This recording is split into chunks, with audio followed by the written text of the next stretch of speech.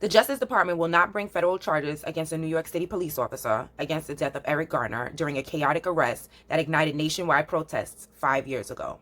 Is anyone shocked? The decision, described by a person familiar with the matter who was not authorized to comment publicly, marks at the end of a civil rights probe into the episode that helped turn into a national spotlight on how police officers use excessive force against minorities. Garner, a 43-year-old black man, was accused of selling single cigarettes outside a store in Staten Island. You know, I often am sent to Staten Island for work. And I was sent to Staten Island around the election. The amount of Trump lawn signs in Staten Island it made me clutch my pearls. Okay. And when I had the episode with the dog, it was in Staten Island. So now you see why I didn't go to the emergency room exactly when it happened, and I waited to go to Big Apple Urgent Care, the black-owned urgent care in Brooklyn. Okay. See, I couldn't even think straight. I couldn't even process what happened until I got over that bridge. Once I got over the bridge, I started losing it. Because then I started thinking about everything that had happened, and I could take a second to breathe. Because at the time when it happened, all I was thinking about was get the fuck off this island. The city medical examiner listed Garner's cause of death as compression of the neck, or chokehold, compression of the chest, prone positioning during physical restraint by the police. The officer's lawyer, Stuart London, and the police union have denied Paleontalo that's how however you say his name, used the chokehold maneuver banned by the NYPD. So we already know he used something banned by the NYPD, and he still ain't coming up on no charges, okay? All right, so you know what? I don't need to read no more. So, unfortunately, his daughter, who was very, very vocal, very, very visual about this case, she died, and they said, I think it was of a heart attack or whatever. That's what they said. You know me. Anyway, just getting into CNN, Erica Garner, a prominent social justice activist who spearheaded protests against police brutality, has died this morning. Yeah, she had been in a coma after suffering a massive heart attack last week, left her with severe brain damage. She was 27 years old. Erica is the eldest daughter of Eric Garner. Remember, he was killed in 2014 after New York City police officer put him in a chokehold. That's a move that NYPD had banned. Garner was selling loose cigarettes at the time, but his death helped later spark the Black Lives Matter movement. Erica's family just tweeted this from her official account. When you report this, you remember she was human. Mother, daughter, sister, aunt. Her heart was bigger than the world. It really, really was. She cared when most people wouldn't have. She was good. She only pursued right, no matter what. No one gave her justice. And thoughts and prayers go on to her family. Here's the thing. I was going to do a video on what I'm about to talk about now, and then I decided not to. And then I saw Eric Garner, the breaking news this morning, and then I was like, see, that's the ancestors telling me to bring all of this together. Now, what I was going to do was I wanted to do a story. I was in my bed scrolling. Y'all know I don't sleep. I'm in my bed scrolling, and I saw a story from 2015 about the Waffle House. Now, if y'all remember, I did like a 3 or 4 part situation, a post on the Waffle House and how racist they have been towards us, right? That was all happened, I believe, in 2018, right? And 2019, I believe. And then, 2018. And then I saw this article about this guy, and I hadn't heard about this. I saw an article about this guy who shot and killed, a black man who shot and killed a white supremacist in a Waffle House, and this shit was in 2015. No charges are expected in the January shooting death of a Fort Myers man. This is the one that happened at a Waffle House off Palm Beach Boulevard.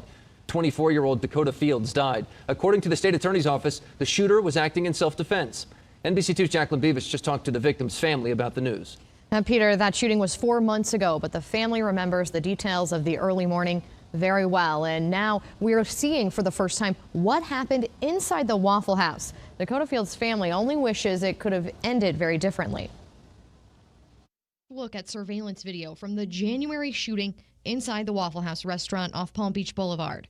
This is part of the evidence the state attorney's office used to determine no charges would be filed against the shooter. People make stupid mistakes. Things do happen. The family of Dakota Fields still mourns for their brother. So many people are affected by it, and the loss of his life is like a detrimental thing to all of us. But they call the circumstances from the shooting out of the ordinary for Dakota Fields. Everything that happened that night was off. The report from the state attorney's office says that Fields and his friends were disruptive and seemingly drunk in the restaurant when a fight started. A man was hit in the head by one of Fields' friends. That victim from the incident pulled out a gun and fired 3 shots at Fields when Fields lunged at him. I don't understand why a gun was even pulled when there was no other weapon involved. After the shooting, Fields and his friends left the Waffle House and crashed their car 6 miles away on 1st Street in downtown Fort Myers. The shooter, Gerard Williams, called 911 and waited at the Waffle House for deputies to arrive. As long as everything's been reviewed and gone through, I mean, properly, you know, we could completely understand. I don't blame anybody, but it is a hard thing to swallow having my little brother not here. Still tonight, Dakota Fields' family is trying to remember him for all of the good he brought to their lives. We don't want this one particular night to affect the way people remember him all the time, you know. Now, the Fields family was in court today after being summoned by Williams on a restraining order. Williams didn't show up to court, but the Fields family tells me they're considering filing their own restraining order now against Williams. Reporting live in the studio, Jacqueline Beavis, NBC2. Okay, now fast forward with Chiquisa and all that. That happened in 2018 or 17.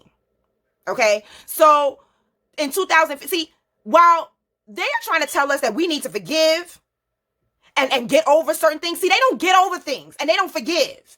And I believe that there's a direct correlation between what happened in 2015 and them going, because the black man was never arrested and he wasn't charged because it was self-defense. See, Tariq Nasheed talks about all the time how white supremacy don't take L's. When they take an L, they're going to come back stronger. And I believe the Waffle House became a dedicated place to practice white supremacy because of the L they took, the L that young man, that young black man gave them by shooting that white supremacist inside, the suspected white supremacist, the legend. That's shooting that white supremacist inside the Waffle House. And then since then, we have been being terrorized in the Waffle House.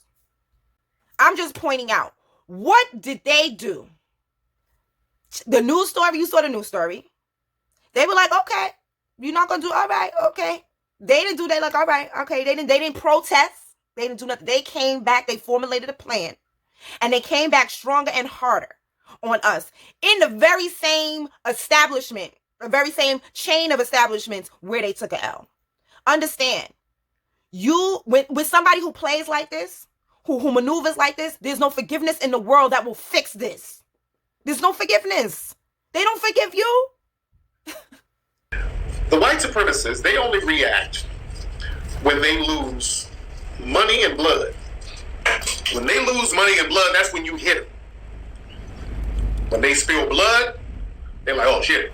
Then they react. Or they wake up. They see that somebody's not playing. Or when they lose money. Yeah? That's the only way to get their attention. To get them up off you. You mess up their money or you spill blood. So often now you've heard me refer to the Waffle House, like when I talk about like how I can't believe that black people are still eating at the Waffle House. And it occurs to me, like every single time I mention it, somebody says, what happened at the Waffle House? And I'm always confused at the fact that black people don't know what happened at the Waffle House. So, you know, I'm going to do my part to inform you about what happened at the Waffle House. Okay, here we go. Okay, so this is going to be a 3-parter, so I can kind of keep it short.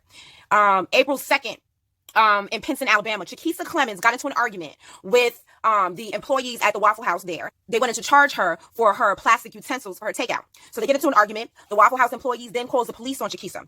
The police then attempt to arrest Chiquisa because Chiquisa's trying to get the number to the corporate office to call to complain about the employees, right? She's sitting there calm, cool, collected. You'll see the video. And the police then begin to arrest her over plastic utensils. They arrest her, throw her to the ground. She has on a tube top dress. Her tube top dress, first one was April 22nd. Now this is May 2nd, in Fort Walton Beach, Florida, a black couple got into a dispute with employees because they were overcharged for orange juice.